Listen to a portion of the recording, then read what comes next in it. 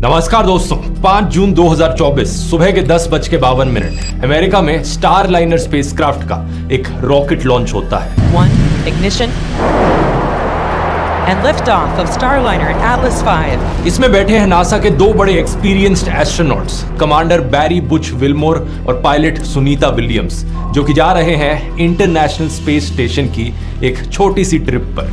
जिस स्पेसक्राफ्ट में ये ट्रैवल कर रहे हैं, स्टार लाइनर, इसके बारे में एक बड़ी खास बात है। इसे एक प्राइवेट कंपनी ने बनाया है, बोइंग। वही कंपनी जो एरोप्लेन्स भी बनाती है और जिसके हाल ही में कई सारे एरोप्लेन्स क्रैश किए हैं। ये स्टार लाइनर स्पेसक्राफ्ट अभी भी एक तरह से डेवलपिंग स्टेज में है और ये पर्टिकुलर मिशन एक आखिरी पड़ाव था बोइंग स्टार लाइनर की काबिलियत को टेस्ट करने के लिए। इसलिए इस मिशन का नाम लिटरली रखा गया था बोइंग क्रू फ्लाइट टेस्ट। अगले दिन करीब 27 घंटे बाद 1:34 पर यह स्पेसक्राफ्ट इंटरनेशनल स्पेस स्टेशन में डॉकिंग करने लगता है। ये डॉकिंग सक्सेसफुल होती है और कुछ ही देर बाद दोनों एस्ट्रोनॉट्स बड़े खुशी खुशी स्पेस स्टेशन में एंटर करते हैं। इस वीडियो को देखिए, पायलट सुनीता विलियम्स कितनी एक्साइटेड है एंट्री के वक्त। इस सक्सेसफुल डॉकिंग का मतलब था कि बोइंग दुनिया की दूसरी प्राइवेट कंपनी बन गई, एक ह्यूमन ऑर्बिटल स्पेसक्राफ्ट बनाने और उड़ाने वाली। इससे पहले यह काम सिर्फ स्पेसएक्स ने किया था और आज तक दुनिया में सिर्फ 3 देश ही ऐसा कर पाए हैं, रशिया, यूएसए और चाइना। लेकिन इस खुशखबरी का जश्न ज्यादा दिन चलने वाला नहीं था। ये स्टार लाइनर मिशन सिर्फ 8 दिन का मिशन होना था। 8 दिन बाद इन एस्ट्रोनॉट्स को वापस धरती पर आ जाना था। लेकिन आज 3 महीने बाद भी ये दोनों एस्ट्रोनॉट्स वही स्पेस में फंसे हुए हैं।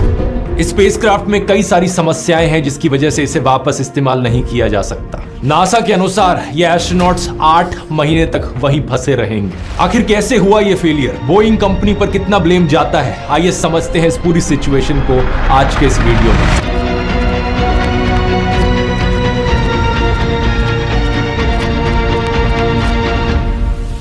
वीडियो शुरू करने से पहले एक चीज यहां पर क्लियर कर देनी जरूरी है कि ये दोनों एस्ट्रोनॉट स्पेस में फंसे जरूर हुए हैं, लेकिन ये किसी भी तरीके के खतरे में नहीं है। इंटरनेशनल स्पेस स्टेशन 350 फीट से ज्यादा लंबा है एंड टू एंड। यहाँ पर काफी लोगों को अकोमोडेट करने की जगह है। जो लिविंग और वर्किंग स्पेस यहाँ पर मौजूद है, ये एक 6 बेडरूम घर से भी ज्यादा बड़ी जगह है। यहाँ पर 6 लोगों के सोने की जगह है, जहाँ पर खाने का, पानी का, कपड़ों का और ऑक्सीजन का सब चीजों का इंतजाम है। 2 बाथरूम है, एक जिम है और एक 360 डिग्री व्यू बे विंडो भी है। हालांकि ऐसा भी नहीं कि ये कोई बहुत बड़ा लग्जरी होटल हो, लेकिन कंफर्टेबल रहने के लिए, सरवाइव करने के लिए अच्छी जगह है। इंटरनेशनल स्पेस स्टेशन का खुद का एक ऑक्सीजन जनरेटिंग सिस्टम है जो पानी की इलेक्ट्रोलिसिस से ऑक्सीजन जनरेट करता है और साथ ही साथ ऑक्सीजन को रिसाइकल भी करता है। जब हम सांस बाहर छोड़ते हैं तो उसमें कार्बन डाइऑक्साइड की ज्यादा मात्रा होती है, लेकिन काफी हद तक ऑक्सीजन फिर भी मौजूद होती है। तो उस ऑक्सीजन को एक्सट्रैक्ट कर पाना और उसे रिकवर करके वापस से यूज करना, ये वो काम करता है। इसी तरीके से पानी के लिए भी एक बहुत बढ़िया रिसाइकलिंग सिस्टम बना हुआ है, जहां पे पेशाब को रिसाइकल किया जाता है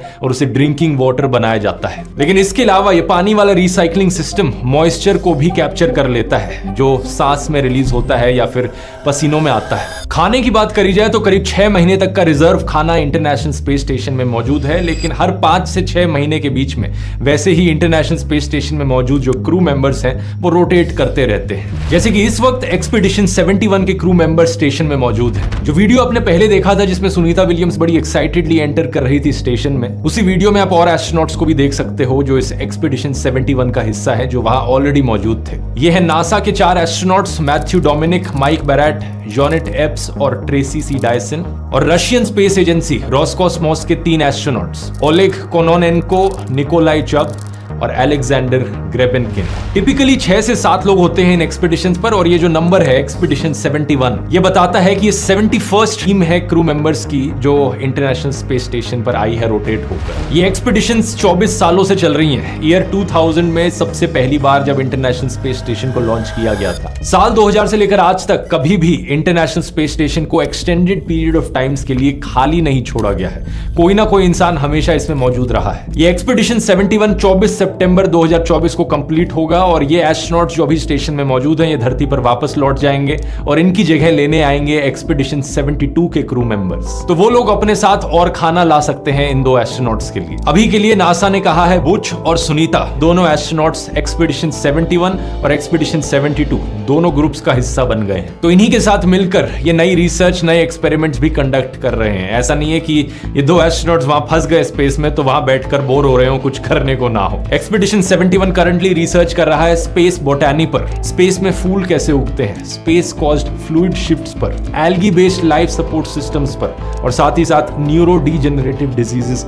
और थेरेपीज पर भी रिसर्च चल रही है स्टेशन में इस वक्त। बैरी विल्मोर और सुनीता विलियम्स ये दोनों ही बेहद एक्सपीरियंस्ड एस्ट्रोनॉट्स हैं। बैरी की उम्र है 61 साल और ये ऑलरेडी 178 डेज स्पेस में बिता चुके हैं इस मिशन से पहले। सुनीता विलियम्स कल्पना चावला की तरह ही इंडियन ओरिजिन एस्ट्रोनॉट है, हालांकि इनका जन्म अमेरिका में हुआ है। ये 58 साल की हो चुकी है और इस मिशन से पहले 322 दिन ये स्पेस में रह चुकी हैं। इससे पहले ये एक्सपीडिशन 14, 15, 32 और 33 का हिस्सा थी। साथ ही साथ एक्सपीडिशन 33 की ये कमांडर भी थी, तो आप अंदाजा लगा सकते हो कितनी एक्सपीरियंस्ड है ये। तो मोटे मोटे तौर पर इन दोनों एस्ट्रोनॉट्स को किसी चीज की दिक्कत होनी नहीं चाहिए, क्योंकि यहाँ पर खाना है, पानी है, ऑक्सीजन है। कपड़ों की थोड़ी सी दिक्कत थी क्योंकि ये 8 दिन के कपड़े लेकर आए थे, ज्यादा चीजें अपने साथ कैरी नहीं करके लाए थे। लेकिन इसके लिए नासा ने एक शिपमेंट भेजी इनकी पर्सनल बिलोंगिंग्स की 6 अगस्त को। तो ये तो हुई एस्ट्रोनॉट्स की बात, लेकिन अब आते हैं प्रॉब्लमैटिक चीज पर, जो कि है ये स्टारलाइनर स्पेसक्राफ्ट। बोइंग का ये स्टारलाइनर स्पेसक्राफ्ट एक ऑर्बिटल स्पेसक्राफ्ट है। इसका पूरा नाम है क्रू स्पेस ट्रांसपोर्टेशन -100 स्टारलाइनर, तो शॉर्ट में इसे CST 100 स्टारलाइनर भी कहा जाता है। स्पेसएक्स के बाद बोइंग ही इकलौती ऐसी प्राइवेट कंपनी है जो एक orbital spacecraft international space station तक पहुंचा पाई है। अब यहाँ ऑर्बिटल स्पेसक्राफ्ट का मतलब क्या है? ये वो स्पेसक्राफ्ट है जो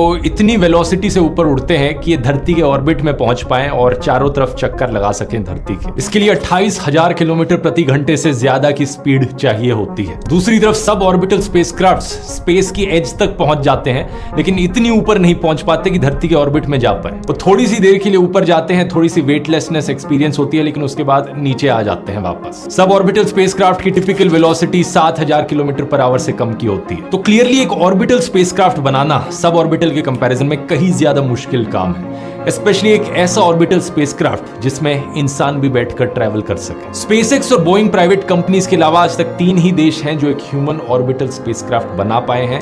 ये हैं चाइना, रशिया और USA, और इंडिया कोशिश कर रहा है। हमारा जो गगनयान मिशन है वो यही चीज होगी, इंसानों को एक ऑर्बिटल स्पेसक्राफ्ट में बिठाकर स्पेस में भेजना। इसकी पहली ऑर्बिटल टेस्ट फ्लाइट इस साल दिसंबर में होने वाली है। हालांकि एक अनक्रूड फ्लाइट होगी, यानी कि कोई इंसान इसमें बैठेंगे नहीं। पहले टेस्ट के लिए ये एक ह्यूमनॉइड को बिठाएंगे जिसका नाम व्योम मित्र रखा गया है। बेसिकली एक पुतले को बिठाकर टेस्ट करने के लिए भेजेंगे, क्योंकि शुरुआत में ही इंसान को बिठा दिया और कोई प्रॉब्लम आ गई तो बड़ी दिक्कत हो सकती है। नासा पर वापस आए तो नासा ने 2011 के अराउंड अपना कमर्शियल क्रू प्रोग्राम शुरू